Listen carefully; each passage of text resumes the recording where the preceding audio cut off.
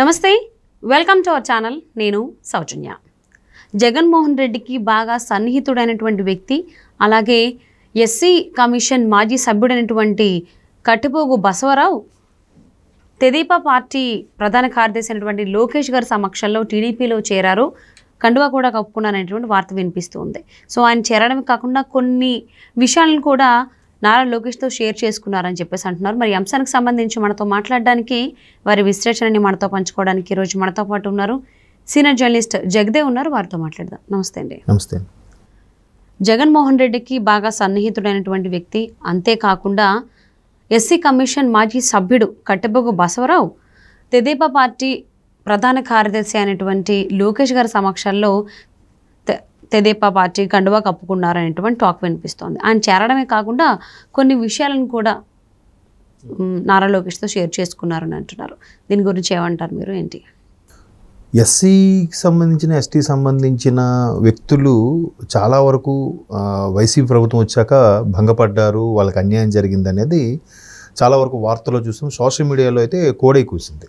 ఎట్లా అంటే ఇప్పుడు ఈయన బసవరావు గారు కానీ రాజేష్ మహాసేన లాంటి వ్యక్తులు అసలు జగన్మోహన్ రెడ్డి గారు అంటే ఎందుకు అటువైపు మొగ్గు చూపారు? మొదట వైసీపీ వైపు ఈ పర్టికులర్ ఎస్సీ వర్గానికి చెందిన వాళ్ళ సామాజిక వర్గం అంటే ఇందులో ఎక్కువగా దళితులకు అందరూ కూడా మైనారిటీస్గా ఉండడం వల్ల మైనారిటీకి చెందిన వ్యక్తి జగన్మోహన్ రెడ్డి గారు ఉన్నారు కాబట్టి అటు క్రిస్టియానిటీకి, సో ఆయనకి తెలియకుండానే మొగ్గు చూపే వాళ్ళు చాలామంది ఉన్నారనేది నా అంచనా.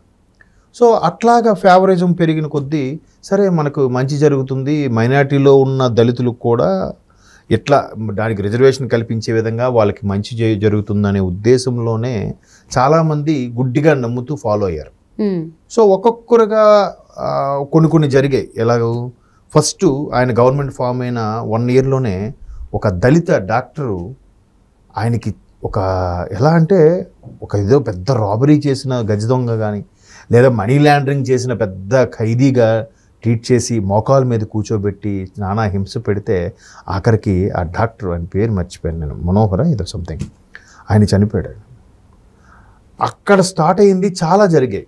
అలాగే అక్కడ గుంటూరులోనూ ఒంగోలులోనూ ఒక 10th క్లాస్ చదువుతున్న దళితుకు చెందిన వ్యక్తిని తండ్రులు పార్టీలు వేరవడం తర్వాత వీళ్ళు గొడవపడి వాడిని కొట్టి చంపేశారు. తర్వాత ఒక అమ్మాయిని, ఇలాగా చాలామంది దళితులకు ఇబ్బంది కలగడం, రాజేష్ మహాసేన లాంటి వ్యక్తులు కూడా అందులో ఉండి బయటికి రావడం. ఇప్పుడు ఈ బసవరావు కూడా అసలు వైసీపీకి కరడగట్టిన కార్యకర్త అనమాట. జగనన్న అంటే పేక్ కోసేసుకుంటాడు అంతటి వ్యక్తి ఈయన, అంతటి గొప్ప జగన్మోహన్ రెడ్డి గారు అనుచరుడు. ఈయన ఎస్సీకి సంబంధించిన ఒక ర్యాలీ, వైఎస్ఆర్సీపీకి సంబంధించిన ఒక ర్యాలీ కూడా ఆల్మోస్ట్ ఆల్ కడప జిల్లా నుంచి విశాఖ జిల్లా వరకు కాలినడకన ర్యాలీ చేసి ఎస్సీలందరూ కూడా మీ వెనకే ఉంటా ఉన్నా, మీరు మా అన్న, మీరు మా అండ, మా దేవుడు అని అంత నినదించిన వ్యక్తి కూడా ఒక్కొక్కటిగా బయటపడేసరికి, వ్యవహారం అంతా తెలిసేసరికి ఒక్కసారిగా ఈయన మరి ఎంత కలత చెందాడో తెలియదు కానీ లోకేష్ గారి సమక్షంలోనే ఆయనతో పాటు ఒక 100 మంది కార్యకర్తలు వచ్చి టీడీపీ తీర్థం పుచ్చుకున్నప్పుడు కూడా ఇంకేం చెప్తారు, మాకు ఎస్సీ కార్పొరేషన్ సంబంధించి ఇట్లా ఉన్నాయి, ఇలా అవకతవకలు జరిగాయి, ఇలా ఉన్నాయి అంటే ప్రతి దాంట్లో ఉన్న ఫండ్స్ను కూడా వాళ్ళు స్వలాభం కోసం వాళ్ళు ఇచ్చిన ఏవైతే సంక్షేమ పథకాల కోసం వాడేస్తుంటే దానికి సాగ్రిగేట్ చేసినవి ఉంటాయి కదా. ఇప్పుడు ఒక గ్రామం ఉంది, గ్రామ పంచాయతీకి సంబంధించిన నిధులు ఆ గ్రామం అభివృద్ధికి ఉపయోగించాలి. ఒక మున్సిపాలిటీ ఉంది, ఆ మున్సిపాలిటీ పరిధిలో దానికి ఉపయోగించాలి. లేదా ఒక బీసీ కార్పొరేషన్ ఉంది, బీసీలందరికీ ఉపయోగపడేలాగా ఒకటి ఉపయోగించాలి. ఇలాగ ప్రతిదీ కూడా ఒక ఎమ్మెల్యే లాడ్స్ ఉంటాయి, లేకపోతే ఎంపీ లాడ్స్ ఉంటాయి, ఆ ఒట్లో వచ్చే ఫండ్స్ కూడా అన్నీ వీళ్ళు మొత్తం అమౌంట్ అన్నీ తీసుకొచ్చేసి దీనికే వాడేయడం. ఆఖరికి ఎంత పెద్ద జోక్ అంటే హైకోర్టు కట్టడానికి అదనపు భవన నిర్మాణం కోసం హైకోర్టు 46 కోట్లు ఎంతో కేంద్రం న్యాయశాఖ రిలీజ్ చేసి దానికి వీళ్ళు ఇంకో 40 కోట్లు ఎంతో కలిపి బిల్డింగ్ కట్టాల్సి వస్తే ఆ 46 కోట్లు కూడా తినేశారండి వీళ్ళు. మొన్న ఒక 2 months బ్యాక్ బయటకు వచ్చింది. ఇలాగ చాలా ఏ పథకానికి ఇవే వాడిన ఎక్కడ లేనివి కూడా సరిపోవట్లేదు. మరి వీళ్ళు ఏం చేస్తున్నారో తెలియదు. ప్రతి ఒక్క కార్పొరేషన్ చైర్మన్ దానికి ఒక బొగ్గ కారు, అడుగు 2-3 లక్షలు జీతము, ఒక జీవో పాస్ చేయడం. ప్రభుత్వ సలహాదారులు 40 మంది అమ్మ.